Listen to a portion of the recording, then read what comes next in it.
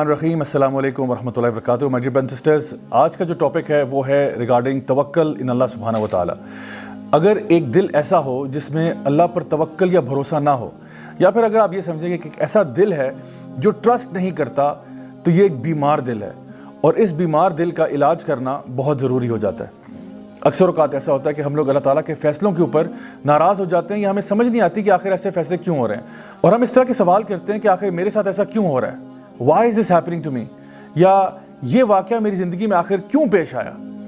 اللہ سبحانہ تعالیٰ اپنے نیک بندوں کے بارے میں ارشاد فرماتے ہیں کہ الا ان اولیاء اللہ لا خوف علیہم ولا هم یحزنون، کہ یقیناً جو اللہ کے ولی ہوتے ہیں، جو اللہ کے دوست ہوتے ہیں، نہ تو ان کو خوف ہوتا ہے اور نہ ان کو غم ہوتا ہے.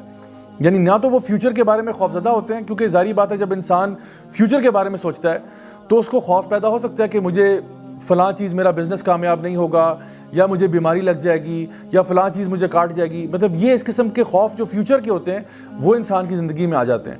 اور پھر ایسا بھی ممکن ہے کہ ایک انسان جو ہے اپنے پاسٹ کے بارے میں غم کرنا شروع کر دے کہ ہائے کاش اگر میں نے یوں کر لیا ہوتا، کاش میں نے ایسا کر لیا ہوتا. تو اللہ سبحانہ تعالیٰ فرماتے ہیں کہ جو میرے ولی ہیں وہ نہ تو فیوچر کے بارے میں ڈرتے ہیں اور نہ ہی پاسٹ کے بارے میں غم کرتے ہیں، کیونکہ وہ پورا کا پورا ٹرسٹ جو ہے وہ اللہ سبحانہ تعالیٰ کی ذات پر کرتے ہیں کہ جو ہوگا انشاءاللہ اللہ تعالیٰ کی مرضی کے مطابق ہوگا، اور میں اللہ کی مرضی سے راضی ہوں. اللہ سبحانہ تعالیٰ سورہ توبہ میں ارشاد فرماتے ہیں کہ قُل لَن يُصِيبَنَا إِلَّا مَا كَتَبَ اللَّهُ لَنَا هُوَ مَوْلَانَا، کہ یقیناً کچھ بھی تمہاری زندگی میں نہیں ہوگا سوائے کہ وہ پہلے سے لکھ دیا گیا ہے، اور اللہ تمہارا مولا ہے. اور مومنین جو ہیں وہ پھر اللہ پر ہی توکل کرتے ہیں. تو یہ کتنی پاورفل آیت ہے قرآن مجید میں کہ جہاں پہ ہمیں یہ بتایا جا رہا ہے کہ جو کچھ ہوگا وہ اللہ کی مرضی کے مطابق ہوگا، اور یقیناً اللہ کی مرضی ہماری مرضی سے بہت بہتر ہے.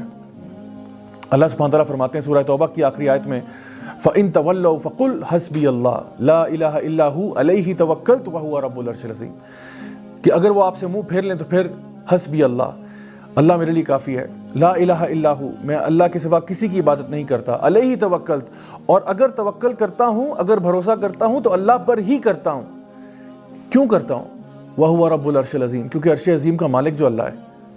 تو جب ساری کائنات اللہ تعالیٰ کے قبضہ قدرت میں ہے، جب ہم کہتے ہیں کہ ان اللہ علی کل شیء قدیر، ہر چیز پر اللہ تعالیٰ قادر ہے، تو پھر اللہ پر ہی بھروسہ کرنا بنتا ہے. انسان جب یہ سوچتا ہے کہ میرا رب جو ہے وہ ہر چیز پر قادر ہے، پھر انسان اللہ کو یہ نہیں بتاتا کہ میرے پرابلمز کتنے بڑے ہیں، انسان اپنے پرابلمز کو بتاتا ہے کہ میرا رب کتنا بڑا ہے. اللہ سبحانہ تعالیٰ فرماتے ہیں سورہ فرقان میں وَتَوَكَّلْ عَلَى الْحَيِّ الَّذِي لَا يَمُوتُ، کہ توکل اس ذات پر ہم کرتے ہیں جس کو موت نہیں آتی. سبحان اللہ. یعنی اگر آپ نے کسی پر بھروسہ کرنا ہے، اگر آپ نے کسی پر ٹرسٹ کرنا ہے، تو کیوں نہ اس پر ٹرسٹ کیا جائے، اس پر بھروسہ کیا جائے جو ہمیشہ رہنے والا ہے، الحی ہے، القیوم ہے، لا یموت، اور اس کو موت نہیں آتی. اسی طرح سے سورہ طلاق سورہ نمبر 65 آیت نمبر 2 اور 3 میں اگر آپ دیکھیں تو اللہ سبحانہ تعالیٰ فرماتے ہیں کہ وَمَن يَتَّقِ اللَّهَ يَجْعَل لَّهُ مَخْرَجًا وَيَرْزُقْهُ مِنْ حَيْثُ لَا يَحْتَسِبُ وَمَن يَتَوَكَّلْ عَلَى اللَّهِ فَهُوَ حَسْبُهُ، کہ جو شخص بھی اللہ کا تقوی اختیار کرے گا اللہ تعالیٰ اس کو ہر مصیبت سے باہر نکالے گا، اور پھر اس کو رزق دے گا وہاں سے جہاں سے اس نے سوچا بھی نہیں ہوگا. اور جو لوگ اللہ تعالیٰ پر توکل کر لیتے ہیں اللہ ان کے لیے کافی ہو جاتا ہے. مائی ڈیئر برادرز اینڈ سسٹرز، تھوڑی دیر کے لیے ذرا سوچئے کہ اگر ہم اللہ پر بھروسہ کریں تو اللہ تعالیٰ کہتا ہے میں تمہارے لیے کافی ہو جاتا ہوں. تو اگر اللہ ہمارے لیے کافی ہو جائے تو اس کے بعد زندگی میں کوئی ٹینشن رہتی ہے، کوئی پریشانی رہتی ہے؟ سو اس لیے دل کے اطمینان کے لیے، دل کے سکون کے لیے اللہ تعالیٰ پر بھروسہ کرنا سیکھیں. اور آپ یقین جانیں کہ اگر پورے اسلام کی روح نکالی جائے، جیسا کہ سورہ زاریات میں اللہ تعالیٰ فرماتے ہیں وَمَا خَلَقْتُ الْجِنَّ وَالْإِنسَ إِلَّا لِيَعْبُدُونَ، کہ میں نے جنوں کو اور انسانوں کو کسی مقصد کے لیے پیدا نہیں کیا سوائے اس کے کہ وہ اللہ کی بندگی کریں. تو اللہ کی بندگی کا مطلب یہ بھی ہے کہ اللہ تعالیٰ کو اپنا رب مان کے، رب جان کے اللہ پر بھروسہ کیا جائے. زندگی میں جو کچھ ہوگا انشاءاللہ الرحمن اللہ تعالیٰ کی مرضی کے مطابق ہوگا. ہم نے اپنی طرف سے کوشش ضرور کرنی ہے، کسی بھی راہ کی طرف ہم جاتے ہیں، کسی بھی پاتھ کو ہم لیتے ہیں، ہم نے اپنی طرف سے کوشش ضرور کرنی ہے. جیسا کہ نبی کریم صلی اللہ علیہ وسلم کی حدیث میں ترمذی شریف میں آتا ہے کہ ایک شخص، ایک صحابی تھے جو کہ اپنا اونٹ انہوں نے ایسے آزاد چھوڑا ہوا تھا.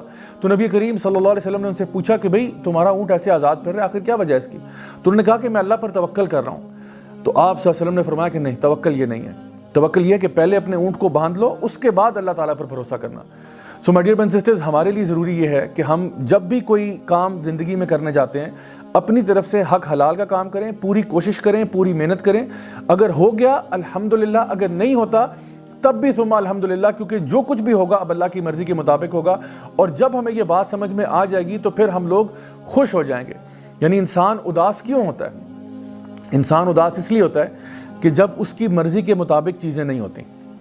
ہم یہ چاہتے ہیں کہ ہر چیز جو زندگی میں ہوگی وہ ہماری مرضی کے مطابق ہو، لیکن the fact of life is کہ زندگی میں کئی چیزیں ایسی ہوں گی جو آپ کی مرضی کے مطابق نہیں ہوں گی، نہ ہی وہ آپ کے ٹائم ٹیبل کے مطابق ہوں گی۔ جو ایمان والے لوگ ہوتے ہیں وہ یہ بات جانتے ہیں کہ جب بھی جو کچھ بھی ہوگا وہ اللہ تعالیٰ کی مرضی کے مطابق ہوگا، اور اللہ العلیم ہے، الحکیم بھی ہے۔ اللہ میرے سے علم میں بھی زیادہ ہے، اللہ تعالیٰ حکمت میں بھی مجھ سے زیادہ ہے، تو اس لیے اللہ کا جو فیصلہ ہوگا وہ میرے فیصلوں سے بہتر ہوگا۔ ہمیں تصویر کے اندر صرف ایک چھوٹا سا پکسل نظر آ رہا ہوتا ہے، اور اللہ سبحانہ تعالیٰ کو پوری پکچر نظر آ رہی ہوتی ہے۔